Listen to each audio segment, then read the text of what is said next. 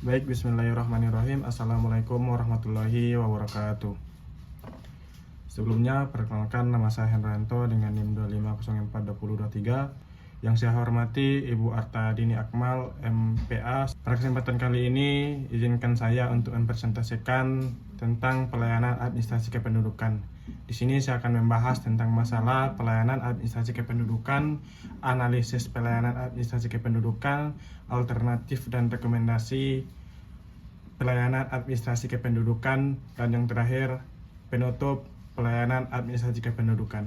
Baik, kita masuk ke materi pertama, yaitu pelayanan administrasi kependudukan. Peningkatan kualitas pelayanan administrasi kependudukan. Sebelum kita masuk ke materi, kita harus membahas tentu ringkasan eksekutif. Nah, di mana pelayanan administrasi kependudukan merupakan layanan publik yang penting karena berkaitan dengan identitas hukum warga negara dan akses terhadap berbagai layanan lainnya.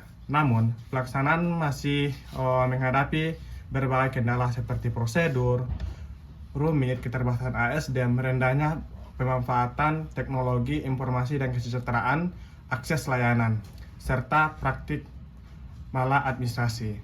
Dari perspektif good governance, prinsip transparansi, akuntabilitas, efektivitas, efisiensi, dan keadilan belum optimal diterapkan. Policy Brief, pelayanan administrasi kependudukan, mengkaji 3 alternatif solusi. Yang pertama itu percakapan digitalisasi layanan melalui identitas kependudukan digital atau IKD. Yang kedua, penguatan pengawasan terhadap administrasi, dan yang ketiga, optimasi pelayanan jemput bola di daerah terpencil. Berdasarkan analisis kekuatan IKD, direkomendasikan efisien, transparansi, dan memudahkan akses layanan. Implementasi ini sangat perlu untuk didukung sosialisasi yang luas, meningkatkan kapasitas aparatur, pemerataan infrastruktur digital, serta evaluasi terbuka untuk mewujudkan pelayanan yang lebih cepat, akuntabel, dan berorientasi kepada kepuasan masyarakat. Nah, di mana di sini mendapatkan permasalahan utama itu adanya prosedur berbelit-belit dan rumit. Yang kedua yaitu keterbatasan SDM dan kompetensi. Yang ketiga yaitu rendahnya pemanfaatan teknologi informasi. Yang keempat yaitu kesenjangan akses layanan antara perkotaan dan daerah terpencil. Dan yang terakhir yaitu praktik maladministrasi atau penguatan liar, diskriminasi, penyalahgunaan wewenang. Latar belakang masalah ini terjadi yaitu pelayanan administrasi kependudukan merupakan kebutuhan dasar masyarakat karena ini terkait dengan identitas hukum, status kependudukan, dan akses terhadap berbagai layanan publik lainnya. Namun dalam praktiknya, pelayanan ini masih menghadapi berbagai kendala seperti prosedur yang rumit, keterbatasan SDM, rendahnya pemanfaatan teknologi informasi, kesejahteraan, dan akses layanan antara wilayah perkotaan dan daerah terpencil, serta praktik maladministrasi. Kemudian kita masuk ke analisis kebijakan good governance. Ini terbagi menjadi 2, yaitu pertama analisis kebijakan, tinjauan good governance. Yang pertama kita masuk materi analisis kebijakan. Nah, di mana pemerintah telah melakukan pembaruan kebijakan dan penerapan sistem pelayanan berbasis digital untuk meningkatkan kualitas pelayanan, namun implementasinya masih menghadapi hambatan. Yang pertama itu ada keterbatasan infrastruktur teknologi. Yang kedua, rendahnya digital masyarakat. Yang ketiga, kesejahteraan kualitas pelayanan belum merata. Dan yang terakhir yaitu kendala sarana dan prasarana. Terus kita masuk ke materi tinjauan governance. Nah, di mana prinsip tata kelola pemerintahan yang baik belum sepenuhnya berjalan secara optimal. Contohnya, masih ada kendala seperti transparansi, informasi prosedur, dan persyaratan belum sepenuhnya terbuka. Yang kedua, akuntabilitas, masih terjadi maladministrasi dan penyalahgunaan wewenang. Yang ketiga, efektivitas dan efisiensi. Nah, di mana proses pelayanan belum optimal dari sisi waktu dan biaya. Yang keempat yaitu partisipasi. Nah, di mana masyarakat dan pemerintah belum keterlibatan masyarakat. Yang terakhir itu keadilan. Nah, di mana akses layanan belum merata sehingga daerah terpencil susah menjangkau untuk aksesibilitas. Upaya perbaikan diperlukan kerjasama kuat antara pemerintah, pusat, daerah, dan masyarakat. Ini meningkatkan untuk terjadinya kompetensi aparatur, penguatan infrastruktur atau TIK, keperluasan jangkauan layanan, serta pengawasan yang efektif dan oleh Ombudsman Republik Indonesia. Terus kita masuk ke analisis aktor, prinsip, dan tata kelola. Ada dua, yang pertama analisis aktor, yang kedua prinsip tata kelola. Kita masuk ke materi pertama, yaitu analisis aktor. Nah, di mana pemerintah pusat atau Direktorat Jenderal Dukcapil menyusun kebijakan dan pengawasan pelayanan kependudukan. Yang kedua, pemerintah daerah atau Dinas Dukcapil melaksanakan pelayanan administrasi kependudukan kepada masyarakat. Yang ketiga, masyarakat menggunakan layanan dan memberikan kemasukan untuk perbaikan. Terus ada masyarakat, di mana menggunakan layanan dan memberikan masukan untuk perbaikan. Yang keempat yaitu swasta, di mana swasta menyediakan dukungan teknologi dan infrastruktur digital untuk pelayanan administrasi kependudukan. Yang kelima yaitu media massa, di mana menyebarkan informasi dan mengawasi pelayanan publik. Yang terakhir yaitu akademisi melakukan penelitian untuk mendukung keterbitan kebijakan.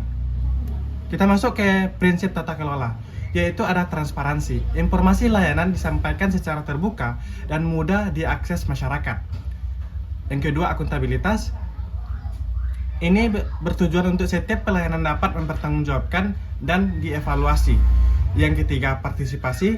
Masyarakat ikut memberikan masukan untuk perbaikan pelayanan. Yang keempat, efektivitas dan efisiensi. Nah, di mana pelayanan dilakukan secara cepat dan optimal dengan menggunakan sumber daya yang tepat. Yang kelima yaitu ada keadilan. Semua warga memperoleh pelayanan yang sama tanpa diskriminasi. Yang terakhir itu ada etika dan pelayanan publik. Ini bertugas memberikan pelayanan secara profesional dan jujur dan ramah. Kemudian kita masuk ke alternatif solusi. Nah, di mana digitalisasi layanan melalui IKD memperkuat penggunaan identitas kependudukan digital IKD untuk memudahkan akses layanan kependudukan secara online. Kendalanya adalah keterbatasan infrastruktur dan rendahnya literasi digital masyarakat. Yang kedua, penguatan pengawasan malah administrasi. Nah, di mana pemerintah harus meningkatkan pengawasan oleh Ombudsman untuk mencegah penundaan layanan dan penguatan liar.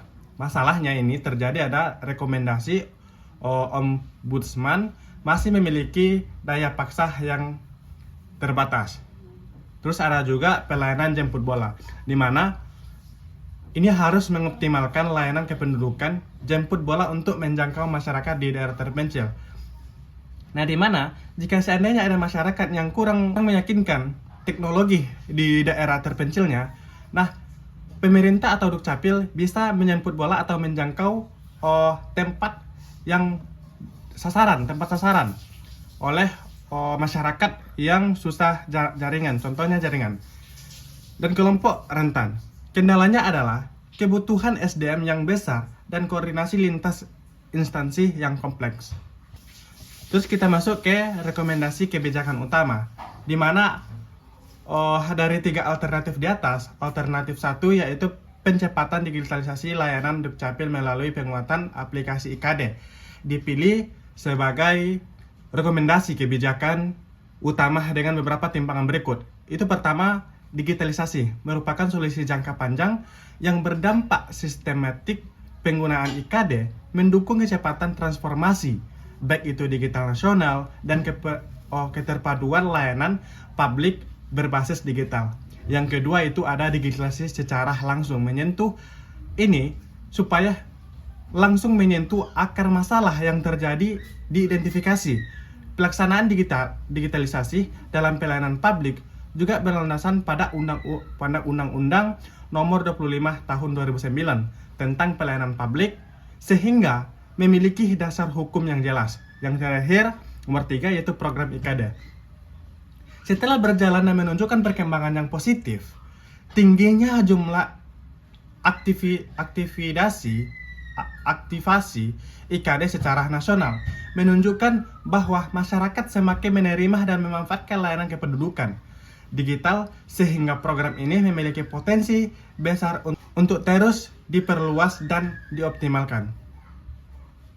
Kemudian kita masuk materi terakhir, yaitu kesimpulan, bahwa dapat kita petik kesimpulan dari materi di atas tentang pelayanan administrasi kependudukan. Itu merupakan salah satu pelayanan publik yang sangat penting karena keterkaitan langsung dengan identitas hukum warga negara serta akses terhadap berbagai pelayanan pemerintahan. Namun, dalam pelaksanaannya ini masih ditemukan berbagai masalah seperti prosedur yang rumit, keterbatasan sumber daya manusia, rendahnya manfaatan teknologi informasi, kesenjangan akses layanan, serta praktik maladministrasi yang menghambat wujudnya pelayanan publik yang berkualitas. Berdasarkan analisis kebijakan dan prinsip tata kelola pemerintahan yang baik, good governance, diperlukan upaya perbaikan yang berorientasi pada peningkatan transparansi, akuntabilitas, efektivitas, dan efisiensi, dan partisipasi dan keadilan dalam pelayanan administrasi kependudukan. Dari berbagai alternatif solusi yang dianalisis, kepercakapan digitalisasi layanan melalui penguatan identitas kependudukan digital atau bisa disebut dengan IKD menjadi pilihan kebijakan yang paling efektif karena mampu meningkatkan kemudahan akses layanan, mempercepat proses administrasi, mengurangi potensi maladministrasi, serta mendukung transformasi digital pemerintah secara berkelanjutan. Agar implementasi kebijakan ini berjalan secara optimal, kita harus perlu mendukung berupa peningkatan kapasitas aparatur, pemerataan infrastruktur teknologi informasi, penguatan literasi digital masyarakat, sosialisasi yang berkelanjutan, serta evaluasi dan pengawasan secara berkala. Dengan langkah tersebut, diharapkan pelayanan administrasi kependudukan dapat menjadi lebih cepat, mudah, transparan, akuntabel, dan mampu memberikan penguasaan yang lebih baik kepada masyarakat. Baiklah, itulah penjelasan dari pelayanan administrasi kependudukan. Jika ada salah kata, saya mohon maaf atau salah penyampaian. Dan saya tutup. Assalamualaikum warahmatullahi wabarakatuh.